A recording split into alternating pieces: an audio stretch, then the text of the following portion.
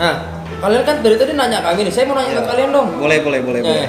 Kalian sendiri kan sekarang jadi duta pelajar sadar hukum. Ya betul. Nah, keseharian kalian gimana sih? Apakah, hati-hati tuh sama itu, jangan dekat-dekat sama mereka, nanti kita dilaporkan nih karena dia sadar hukum nih. Jadi kalau ada tindakan kecil apapun, kamu jangan macem-macem ya, nanti aku laporin. Gitu nggak? Ada digituin nggak sama teman-teman? Ya sharing. Kebetulan kalau sama teman dekat itu begitu caranya. Candaan kan? Tapi candaan maksudnya ya, kan? Nggak serius banget. Tapi untuk sekarang kami sedang menjalankan program berupa konten online aja sih sebenarnya. Itulah. Bagus. Kita milenial. Konten-konten gitu kan. Ya. TikTok ada nggak TikTok? Ada TikTok baru pakai jalan. TikTok ya, tapi jangan menunjukkan hedonisme. Karena Pak Jaksa Agung melarang menggunakan TikTok tapi untuk menunjukkan hedonisme. Tapi kalau untuk menunjukkan hal yang baik itu boleh. Itu boleh. Kebetulan edukasinya ya sekitar IT atau dunia digital aja. Betul. Bagus itu. Luar biasa Sobat Adiaksa. Adik-adik dari SMK Negeri 1 berarti jos. Ya. Lanjutnya gimana pertanyaannya? Lanjut. Ini kan kita sudah tahu perkembangan dunia internet itu sekarang pesat banget ya. Karena luasnya akses yang ada, tindak pidana dari dunia digital tuh marak banget. Nah, salah satunya itu pornografi. Bagaimana sih Pak, Mas, proses hukumnya apabila ada seorang anak di bawah umur yang melakukan tindak pidana pornografi? Masih bingung ya antara Bapak dengan Mas ya? Masih bingung. Gimana ya? Oke, tadi pertanyaannya gimana? Gimana tadi? Tentang cybercrime. Proses hukum pornografi. Tentang pornografi. Proses hukum apabila ada anak di bawah umur yang melakukan tindak pidana pornografi ya. Iya. Nah, sama seperti yang tadi dijelaskan sebelumnya bahwasanya berlaku sistem peradilan pidana anak ya. Jadi yang maksimal pidananya setengah dari dewasa. Nah, justru sebetulnya Undang-Undang Pornografi ya, Undang-Undang Nomor 44 2008 ini tujuannya itu berdasarkan pasal 3 huruf D itu ya, memberikan kepastian hukum dan perlindungan bagi warga negara dari pornografi terutama bagi anak dan perempuan. Nah, di situ ada headline-nya bagi anak. Jadi sebetulnya Undang-Undang Pornografi itu untuk memberikan perlindungan hukum dan kepastian hukum terhadap anak dan perempuan begitu yang biasa menjadi objek dari tindak pidana pornografi. Sedangkan untuk apabila anak yang melakukan tindak pidananya itu tetap berlaku sistem peradilan pidana anak gitu. Jadi aku tambahin deh ya. Jadi undang-undang pornografi itu kan memang berlaku untuk semua orang. Subjek maupun objek hukumnya untuk semua orang. Nah, kalau untuk anak sendiri anak yang berhadapan dengan hukum sebenarnya sama aja. Cuma yang membedakan hanyalah masa hukumannya saja dikurangi setengah dari ancaman maksimal dari hukuman undang-undang pornografi itu. Nah, terus kenapa sih undang-undang pornografi ini harus Iya karena apa? Karena ini lebih banyak, kalau kita riset ya, lebih banyak ini merugikan bagi anak maupun perempuan. Nah, untuk for your information, FBI ya. FYI. Maaf, saya tuh suka grogi kalau ngomong bahasa Inggris, Sobat Adiaksa. Kemarin deh, Bro Zakaria ini habis ngikutin diklat apa kemarin tuh? Nah itu gue lupa lagi. Lu nanya lagi. Diklat ini kan yang apa namanya? Akses hukum bagi perempuan dan anak ya. Untuk keadilan hukum bagi anak dan perempuan ya. Itu sangat luar biasa. Itu sudah diatur di peraturan Jaksa Agung. Pak Jaksa Agung ini sangat luar biasa deh. Dia sampai memperhatikan hak-hak dari anak maupun perempuan. Jadi menurut saya terobosannya sangat luar biasa lah bagi kami Insan Adiaksa dipimpin oleh Bapak Jaksa Agung Profesor Dr. ST Burhanuddin. Ada lagi kah? Tapi pesan juga sih sama teman-teman, mentang-mentang masih di bawah umur jangan seenaknya gitu. Itu harus digarisbawahi tuh. Jangan mentang-mentang di bawah umur terus ancaman hukumannya ini nanti kan bisa diversi. Bukan itu tujuannya. Itu adalah penegakannya. Tapi kan kalau bisa dihindari dengan sadar hukum kan enak aja. Gitu kan? Ya. Tapi ngomong-ngomong kita tuh banyak bicara. Dalam artian kita ngobrol terus. Pengen dengerin musik dikit boleh nggak sih? Boleh. Kebetulan di Kejaksaan Negeri Bro ini punya produk unggulan Sobat Adiaksa. Kami punya Cafe Adiaksa di mana kami itu bisa merelaksasi, refreshing sedikit di sela-sela kesibukan jam kerja. Tapi ingat ya, setelah jam kerja kami itu ada panggung sedikit lah, panggung hiburan. Gimana coba musiknya? Dimainkan itu bola-bola itu ya? Ya. Nah, Cozy lah kita. Nikmat banget teman-teman. nah, Pendekatannya harus Ya. humanis ya. Kalau di kantor kejaksaan ini kan yang stigmanya menyeramkan dan lain-lain. Kita coba untuk pendekatan yang lebih humanis. ini pun ide-ide seperti ini tidak lepas dari ide dan ketegasan dan pola kepemimpinan oleh Bapak Kepala Kejaksaan Negeri Berau deh. Betul. Bapak Islainuddin SMH. Beliau tuh punya pemikiran ide yang sangat luar biasa yang menjadikan kejaksaan ini yang tadinya terlihat, wih, ada apa ini orang kejaksaan kok? Ya. Tapi kita rubah semua itu. Jadi orang kejaksaan itu lebih nyaman. Oh, ternyata kejaksaan lebih humanis ya, lebih tidak seseram yang mereka bayangkan gitu loh, Den. Makanya kami membangun suasana itu seperti kayak di kantor-kantor swasta gitu. Terus selanjutnya gimana, Dek? Lanjutnya ini dari pertanyaan followers Instagram Legit Coffee ya teman-teman. Wih. Halo, Ya. lanjut kopi. Ya. Dari @devi Arlani. Yang pertanyaan ke-6 ini ya. Bagaimana cara kita untuk mencegah tindak pidana pornografi khususnya bagi pelajar atau anak di bawah umur? Jadi untuk pelajar untuk di bawah umur lah intinya ya. Itu sih Mas, gimana kira-kira cara mencegah Apa ya? pornografi ini agar Kalau dari pendekatan hukumnya mungkin nggak terlalu ini ya spesifik, tapi justru malah banyak ke pendekatan agama dan nilai-nilai budi pekerti ya. Betul.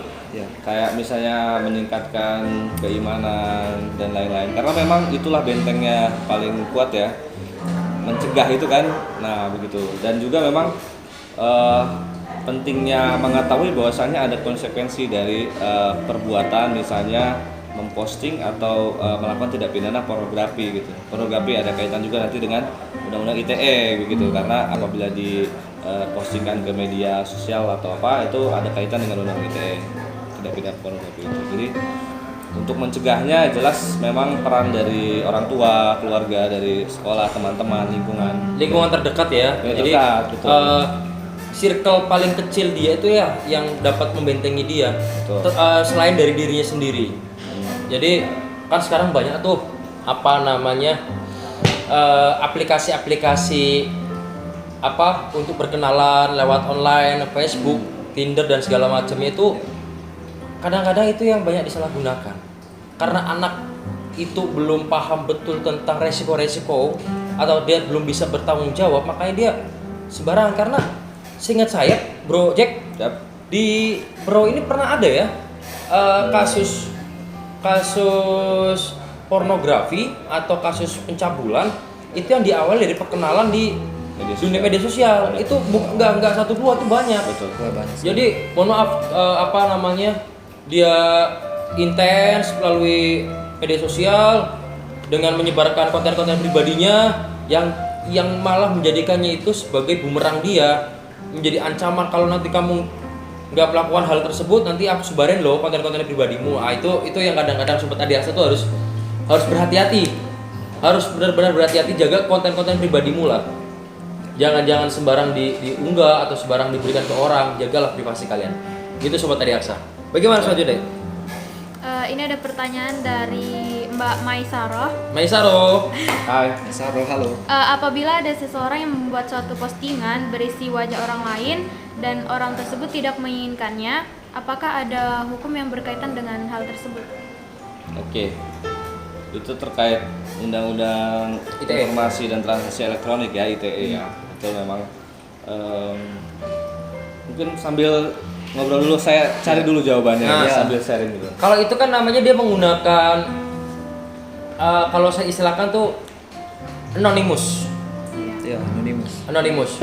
Yang artinya dia menggunakan akun tetapi bukan akun pribadinya.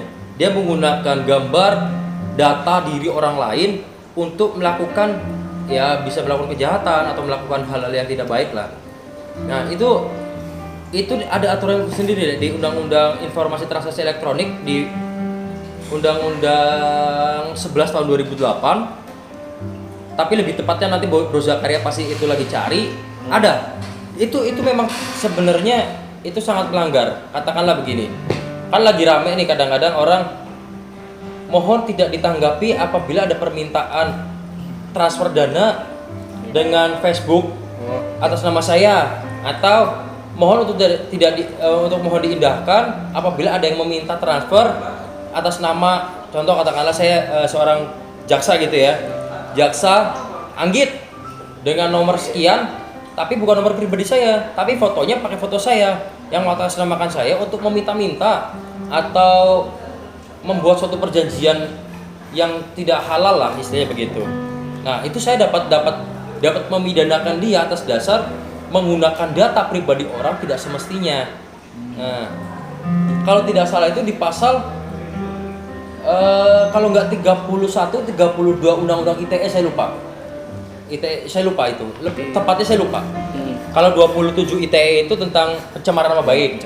Ya, itu yang sebenarnya di Berau juga tidak terlalu banyak tindak pidana ITE ya. Cuman pernah terjadi itu yang tadi pencemaran nama baik, itu bisa menggunakan pasal tersebut. Juga kalau untuk seperti misalnya memposting atau nge-share terkait asusila tadi ya, ada kaitan dengan misalnya ada si Miss X gitu ya, perempuan tiba-tiba di posting dengan kondisi yang misalnya kurang sopan, pribadinya lah, pribadi, dia tidak tidak berkenan, keberatan, itu ada pasalnya, pasal 45 ini terkait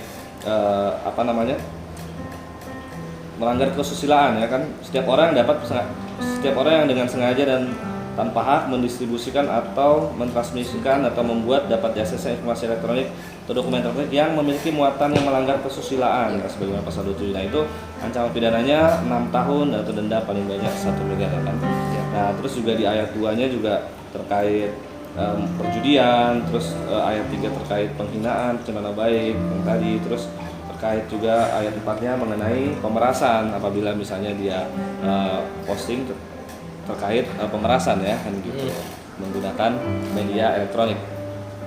Gitu sobat Adiaksa ya. Ya. Oke, lanjut lagi dari banyak juga ya pertanyaan-pertanyaan itu ya. Banyak. Luar biasa kalian, menarik.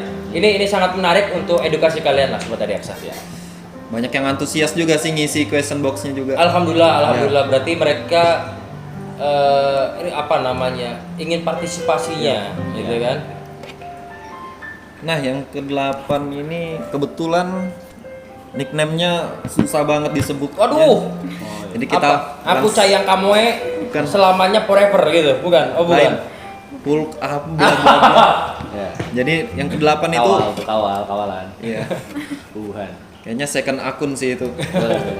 Apakah di daerah Berau pernah terdapat kasus cyberbullying? Bagaimana proses hukumnya? Lagi-lagi nanya proses hukum ya, mungkin penasaran banget tuh. Dan apakah hukum yang berlaku tentang tindak pidana tersebut? Oke. Mungkin kalau selama boleh ya Pak Anggit ya, saya yang share dulu ya, boleh ya? Silakan, karena Bapak kan memang di bidangnya. Iya, juga selama 5 tahun sih di Kabupaten Berau nih, di Kejaksaan. Satu periode ya? Satu periode apa nih? Jadi selama 5 tahun di sini sih belum pernah ya ada ya perkara pidana mengenai cyberbullying ya? Cyberbullying ya, belum ada.